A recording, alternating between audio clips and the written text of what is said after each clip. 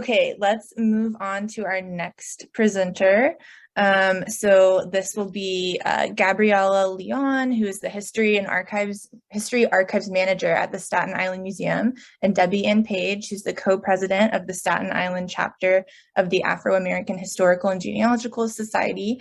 And they will be presenting on the Access, Collaboration, and Equity and Genealogy Initiative, ACEGen, which brings together Staten Island Museum, the Staten Island Chapter of the Afro-American Historical and Genealogical Society, and Frederick Douglass Memorial Park to digitize and transcribe records related to family history research on Staten Island, with a special focus on communities that have been underrepresented in the historical record. So with that, I will let them start their presentation.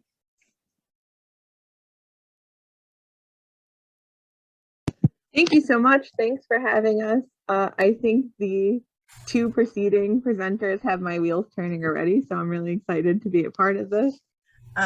You introduced the project so well. Debbie Ann Page and I are working with another group, Frederick Douglass Memorial Park from Staten Island, on the Access, Collaboration, and Genealogy Initiative. I am, as Bethany said, Gabriella Leone from the Staten Island Museum. The museum was founded in 1881. We're celebrating our 140th anniversary this year.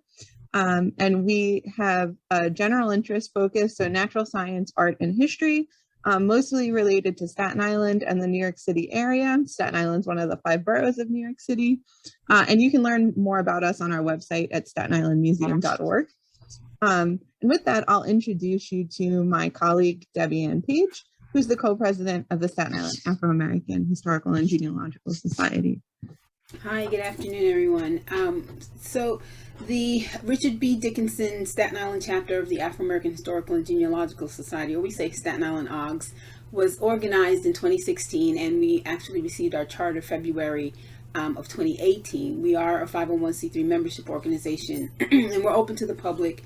We pre-COVID, we met regularly at the Staten Island Museum every third Saturday, except in July and August when we were on vacation, and we hope to be able to resume those meetings again soon. So we're organized, I think, a little differently than some of the other chapters, where we focus more on the people destinations rather than the place. For example, we look at the African diaspora, the African American, the Afro-Caribbean, the Afro-European diaspora, and their family histories, as opposed to just, say, a place based like New York or Staten Island, more specifically, because we have members as far away as Georgia.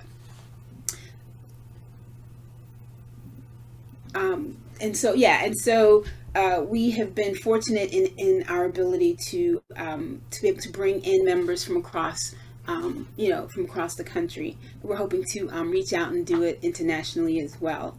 And so a little bit about the cemetery is Frederick Douglass Memorial Park was opened. It was organized and then opened in June of 1935, and the New York Age announced it as a 53-acre ultra-modern cemetery on the south shore of Staten Island.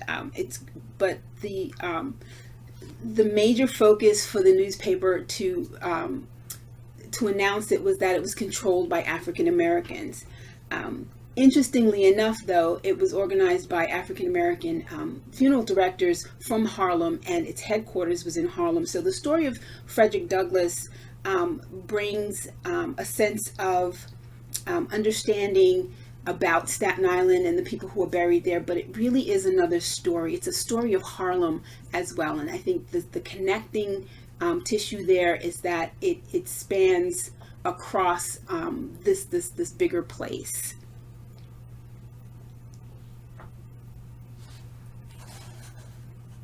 So the ACEGen initiative is funded by the New York Community Trust, and it brings together these 3 organizations in a really exciting collaboration to digitize archival collections that are relevant to genealogical and historical research. So those are city directories and business directories from the Staten Island Museum's collection, and burial records from Frederick Douglass Memorial Park. where making public records from 1935 to 1971-72, because records 50 years or older are the ones that are allowed to be in the public for public access. So some of the records that are digitized, we're using Internet Archive's tabletop scribe to digitize our records. Some of the records that are published and are able to be OCR'd and are already searchable are already available on the Staten Island Museum's Internet Archive page. So those are the city and business directories from the turn of the 20th century. So around the 1860s to the early 1900s are available right now. And more of those will be added. But the records that are handwritten, we've decided to go ahead and take the extra step to transcribe. And that's where FromThePage has been such a fantastic partner in this project. So we kicked off on Sunday, last Sunday the 13th, and I'll tell you a little bit more about that. But first, just an introduction to what the records are, what the types of records are that we are working on. And so we're looking at transcribing 3 types of records. They're the index cards that were created for a publication by Richard B. Dickinson, who our chapter is named after. He was the first African-American borough historian for Staten Island. The permanent record books and the ledger books for Frederick Douglass. The indices are really interesting.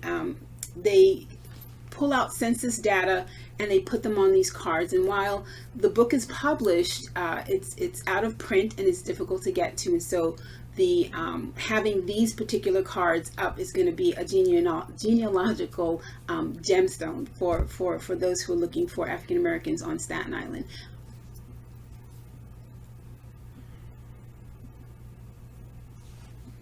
The permanent books or ledger are the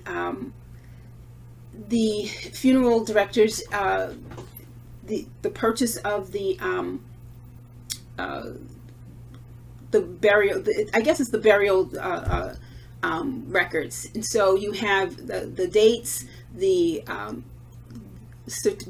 death certificates, the name of the person, the last address, age, gender, the person who owned the grave itself, where the person's buried, and the funeral director.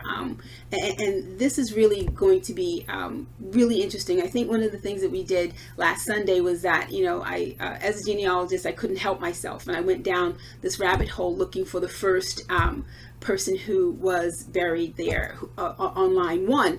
We found them in the New York Age and in the announcement, and then we found the death certificate on Ancestry, and we were able to kind of climb down a couple of roads. We found the World War II World War II draft records, and it was really having the ability to see these records this way is going to be really helpful to historians and genealogists in the future. And the last are the ledger books, which basically is the day-to-day accounting for the burials. And we're really excited to be using the spreadsheet format for both of those types of records. Our transcribers seem to be really excited about it because it gives them a little bit of a direction and a little bit of structure for the records they're transcribing. The permanent record books, as you can see, are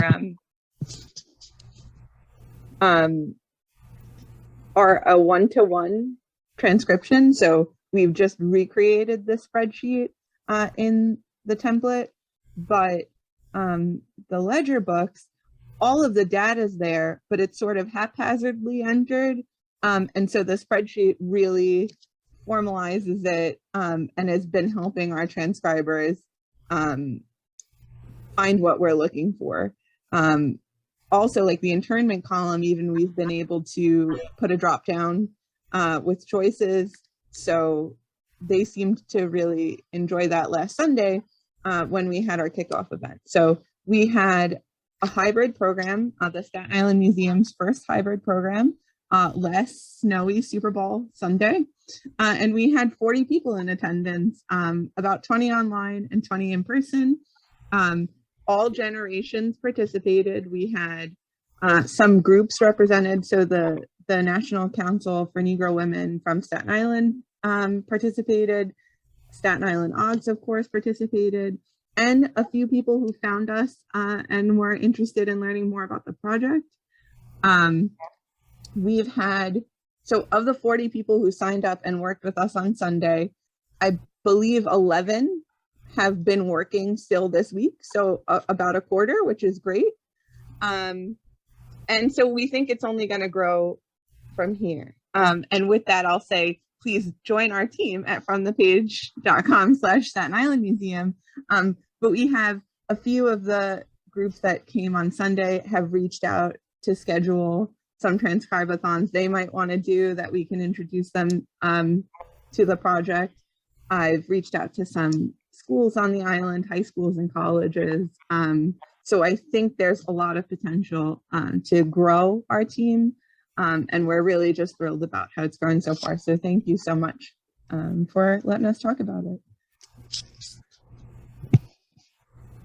Thank you for sharing. That was really cool. And I liked the example of the way that the indexing is actually bringing structure to some of the difficult to transcribe materials. And I think that, that's a really interesting way to think about the way indexing can be almost like something to help transcribing become more user friendly.